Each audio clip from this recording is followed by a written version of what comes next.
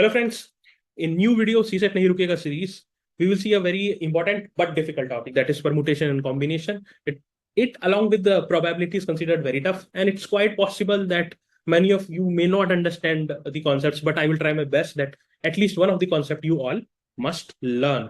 There are two things here, permutation and combination. What is the difference? Permutation when order matters. Combination में order doesn't matter. यहाँ distinct object दिए होंगे, जैसे कि अगर मैं सिर्फ बोलूं 5 मैन तो कॉम्बिनेशन होगा. मैन के अगर नेम्स भी दिए हुए हैं तो परमुटेशन होगा. ओके, अब परमुटेशन में भी there are two formulas when it will be given that without repetition. So the formula is NPR, that is n factorial divided by n minus r factorial. When with repetition is written, then n की power r simply. बस ठीक है, खत्म. Combination में क्या होता है, when order doesn't matter, formula is NCR, that is n factorial divide में लगा दो r factorial n minus r का फैक्टोरियल. ये हो गया कॉम्बिनेशन. अब क्वेश्चन देख लो, how many 3 digit numbers can be formed using 1 2 3 4 5 if repetition is not allowed. ठीक है, अब देखो 3 डिजिट बोला है तो ये हुई 3 डिजिट नंबर हुआ, ये हुआ 1s place 10s place 100 place 5 digits हैं हमारे पास. तो पहले 100 प्लेस में हमको कोई एक भी नंबर हम प्लेस करेंगे तो हमारे पास ना 5 ऑप्शन है. एक नंबर यहाँ फिक्स हो गया. अब 10th प्लेस के लिए एक नंबर फिक्स हो चुका, तो अब हमारे पास 5 ऑप्शन नहीं है, एटलीस्ट एक नंबर तो यहाँ आएगा. So now we are left with 4 option. अब यहाँ भी एक नंबर फिक्स हो गया, so we will be left with only 3 option, है ना. और आंसर हो जाएगा 5 into 4 into 3, that will be 60. समझ गए. रिपीटिशन नॉट अलाउड है इसलिए.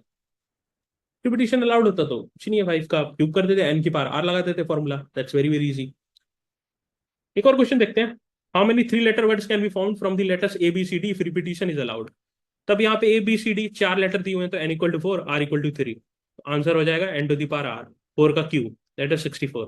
एक strong advice from my side is to learn 1 to 15 squares और 1 to 10 क्यूब, है ना. आपको याद रखना कि 1 का स्क्वायर 1 होता है, 2 का 4 होता है, 3 का 9 होता है, 4 का 16 होता है, 5 का 25 होता है, 6 का 36 होता है ना, 7 का 49 होता है, 8 का 64 होता है ना, 9 का 81, 10 का 100, फिर 121, फिर 144, फिर 169, है ना, फिर 196, फिर 225 15 का होता है. फिर I can go on and on. 256 हुआ, 289 हुआ, 324 हुआ, है ना, 361 हुआ, 400.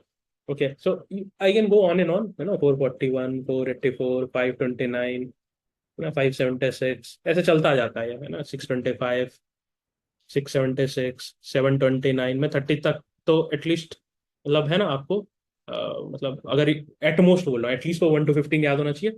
और क्यूब आपको 1 to 10, 1 to 10 जैसे 1 का 1 ही होगा, 2 का 8 होगा, 3 का 27 होगा, 4 का 64 होगा, 5 का 125 होगा, ठीक है, 6 का 216 होगा, है ना. ऐसे आपको याद रखना. 7 का 343 होगा, 8 का 512 होगा, 9 का 729 होगा, ठीक है, 10 का 1000 हो जाएगा.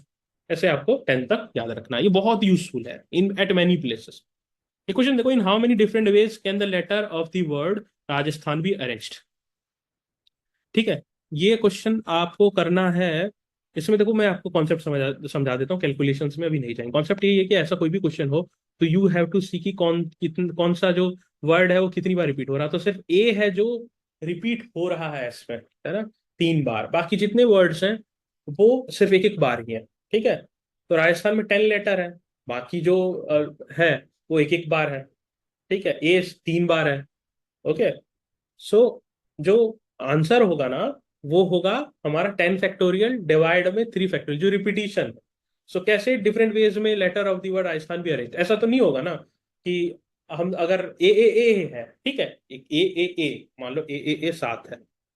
अब ये वाला ए यहाँ हो या ये वाला ए यहाँ हो या ये वाला ए हो, उससे कोई फर्क नहीं पड़ता ना, इसलिए डिवाइड बाय 3 फैक्टोरियल होता है. समझ रहे हो आंसर? नहीं समझ रहे हो तो कोई दिक्कत नहीं है, लेकिन मैं बता रहा हूँ ऐसा कोई भी क्वेश्चन हो तो जो रिपीटिशन वाला को उसको डिवाइड कर देना, है ना, टोटल नंबर है वो फैक्टोरियल ऊपर रखना और डिवाइड बाय जो रिपीटेड वर्ड है. क्योंकि ये देखो ये इसका कोई मतलब बनता नहीं है ना, ये यहाँ पे यहाँ पे यहाँ पे यहाँ पे उससे कोई फर्क पड़ता नहीं है, इसलिए हम डिवाइड करते हैं. ऐसा कोई भी वर्ड दे दिया जा सकता, पोस्टमैन, प्लेयर, कुछ भी, एनीथिंग इज पॉसिबल. एक और क्वेश्चन है, from 5 men and 4 women a committee of 3 people is to be formed with at least 1 woman. In how many ways this can this be done? Okay, सो देखो यहाँ पे man women लिखा तो यहाँ combination लिखे लगेगा. ऑर्डर का कोई फर्क नहीं पड़ेगा, ठीक है। टोटल पीपल है 9, टोटल पीपल है 9, और हमें 3 पीपल को चूज करना। तो पहले तो 9C3 फॉर्मूला लगा देंगे। तो 9 फैक्टोरियल डिवाइड बाय, ठीक है, 3 फैक्टोरियल, 9 - 3 का फैक्टोरियल, ठीक है। ये कैलकुलेटर काट पीट के 84 आएगा, ठीक है। अब यहाँ लिखा है कि एटलीस्ट 1 वीमेन हो, तो ये तो सारा मतलब कॉम्बिनेशन लगा के ये 84 तरीके बने। अब हमें इसमें से माइनस वो कर देना है कि एक कितनी तरीके से ऐसा होगा या कितनी बार ऐसा हो सकता है जिसमें कि हम अगर चूज करेंगे तो 3 पीपल को हम चूज कर रहे हैं तो उसमें सारे मेन हो जाए, उसको माइनस कर देंगे तो एटलीस्ट 1 वीमेन आ जाएगा। तो हमारे पास 5 मेन है और 3 हमें मेंबर सेलेक्ट करने हैं। तो 5C3 है, यही है। तो जितनी बार अगर हम सेलेक्ट करें तो सिर्फ मैन आ सकते हैं, ये उसकी जो है ना, आप कह सकते हैं कॉम्बिनेशन है। 5C3 फॉर्मूला लगाएंगे मतलब, तो ये होगा 3 फैक्टोरियल 5 - 3 फैक्टोरियल, ये 10 आ जाएगा। अब टोटल 84 माइनस हम 10 कर देंगे तो 74 वेज हो जाएंगे।